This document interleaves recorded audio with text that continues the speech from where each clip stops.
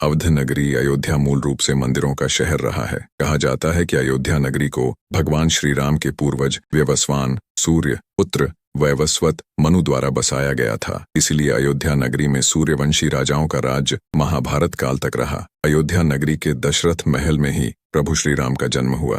धन्य धान्य और रत्न आभूषणों से भरी इस नगरी की अतुलनीय छटा और खूबसूरत इमारतों का वर्णन वाल्मीकि रामायण में भी मिलता है। इसलिए तो महर्षि वाल्मीकि ने रामायण में अयोध्या नगरी की शोभा की तुलना करते हुए इसे दूसरा इंद्रलोक कहा। लेकिन भगवान श्री राम के जल समाधि लेने के बाद अयोध्या कुछ समय के लिए उजाड़ हो गई थी। कहा जाता है कि राम जी के पुत्र कुश ने फिर से अयोध्या का पुनर्निर्माण कराया और इसके बाद सूर्यवंश की अगली 44 पीढ़ियों तक इसका अस्तित्व चरम पर रहा। इसके बाद महाभारत काल में हुए युद्ध के बाद भी अयोध्या फिर से उजाड़ हो गई।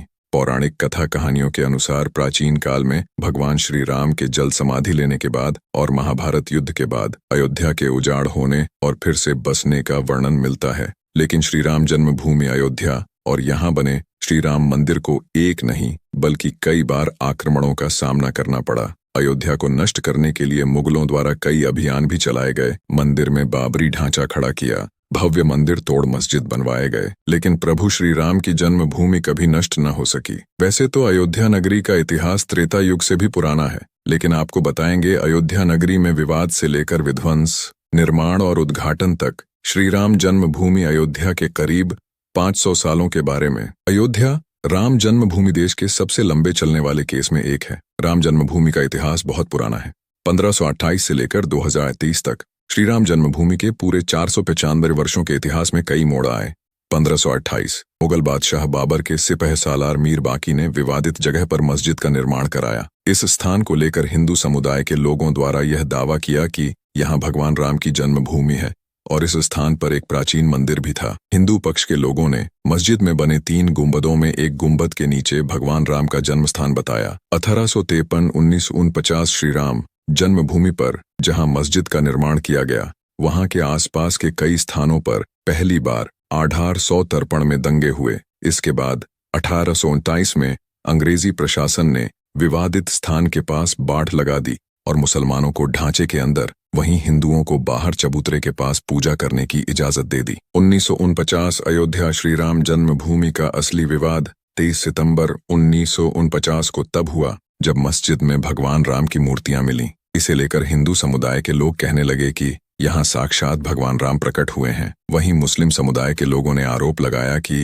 किसी ने चुपके से यहाँ मूर्तियां रखीं। ऐसे में यूपी सरकार ने तुरंत मूर्तियों को वहां से हटाने के आदेश दिए, लेकिन जिला मजिस्ट्रेट डीएम के नायर ने धार्मिक भावना को ठेस पहुंचने और दंगों भड़कने के डर से इस आदेश में असमर्थता जताई। इस तरह से सरकार द्वारा इसे विवादित ढांचा मानकर ताला लगा दिया गया। 1950 फैजाबाद के सिविल कोर्ट में 2 अर्जी दाखिल हुई। इसमें एक तो विवादित भूमि पर रामलला की पूजा की इजाजत और दूसरी मूर्ति रखे जाने की इजाजत पर थी। 1961 यूपी सुन्नी वक्फ बोर्ड ने एक अर्जी दाखिल की और विवादित भूमि पर पजेशन और मूर्तियों को हटाने की मांग की। 1986 1 फरवरी 1986 में यूसी पांडे की याचिका पर फैजाबाद के जिला जज केएम पांडे ने हिंदुओं को पूजा करने की इजाजत दे दी और ढांचे पर लगे ताले को हटाने का आदेश दिया। 1992 ये दंगा ऐतिहासिक रहा। 6 दिसंबर 1992 को वीएचपी और शिवसेना समेत कई हिंदू संगठन के लाखों कार्यकर्ताओं ने विवादित ढांचे को गिरा दिया। इससे देश भर में सांप्रदायिक दंगे हुए और हजारों की तादाद में लोग मारे गए।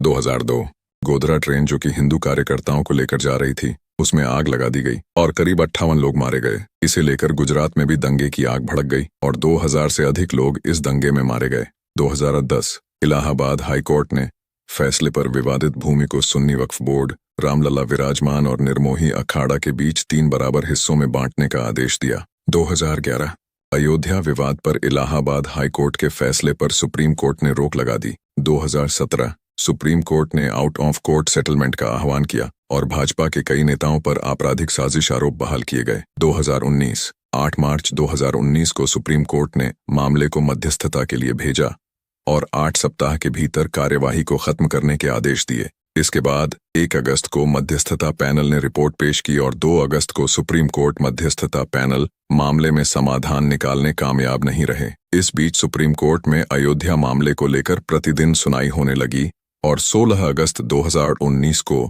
सुनवाई पूरी होने के बाद फैसला सुरक्षित रखा गया। 2019 9 नवंबर सुप्रीम कोर्ट के 5 जजों की बेंच ने श्री राम जन्मभूमि के पक्ष में फैसला सुनाया। वहीं 2.77 एकड़ विवादित भूमि हिंदू पक्ष को मिली और मस्जिद के लिए अलग से 5 एकड़ जमीन मुस्लिम पक्ष को मुहैया कराने का आदेश दिया गया। 2020 25 मार्च 2020 को पूरे 28 साल बाद रामलला टेंट से निकलकर फाइबर मंदिर में शिफ्ट हुए और इसके बाद 5 अगस्त को भूमि पूजन किया गया। 2023 अब एक बार फिर से श्री राम की जन्मभूमि अयोध्या में रामलला का भव्य मंदिर बनकर तैयार हो चुका है। 22 जनवरी 2024 को रामलला के भव्य मंदिर का अभिषेक होगा। इस तरह से सालों साल चले इस विवाद का अंत होगा और रामलला की पूजा आराधना की जाएगी। करीब 500 साल के लंबे इंतजार और कड़ी लड़ाई के बाद आखिरकार 22 जनवरी 2024 को श्री राम जन्मभूमि अयोध्या में भव्य राम मंदिर का अभिषेक समारोह आयोजित किया जाएगा। यह सनातन प्रेमियों के लिए भक्ति, खुशी और उत्साह का पल होगा। यह अवसर एक त्योहार के समान होगा। 22 जनवरी को राम मंदिर के अभिषेक व प्राण प्रतिष्ठा के बाद 24 जनवरी 2024 को